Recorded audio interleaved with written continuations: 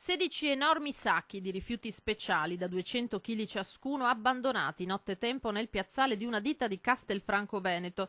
Grazie all'analisi del contenuto e alle telecamere di videosorveglianza del comune, gli autori dello scarico abusivo sono stati rintracciati e con essi una serie di aziende che si serviva di 3 soggetti rom, una donna e 2 uomini appartenenti alla stessa famiglia, per disfarsi illecitamente di scarti per il cui smaltimento altrimenti avrebbero dovuto pagare. I carabinieri del NOE e il nucleo operativo ecologico di Treviso, in collaborazione con Polizia Locale e ARPAV, hanno denunciato oltre ai 3 rom altre 9 persone, tra titolari, soci e dipendenti di 6 ditte con sedi nelle province di Treviso, Padova e Venezia, tutti indagati per gestione illecita dei rifiuti. Proprio una ditta padovana che si occupa di verniciatura industriale aveva dato incarico ai rom di disfarsi di quei sacchi. I militari hanno documentato numerosi altri episodi analoghi. Un plauso all'operazione arrivato dall'assessore regionale alla protezione civile Giampaolo Bottacin, che ha ricordato come i danni che possono provocare i rifiuti non gestiti correttamente si scarichino sulla collettività.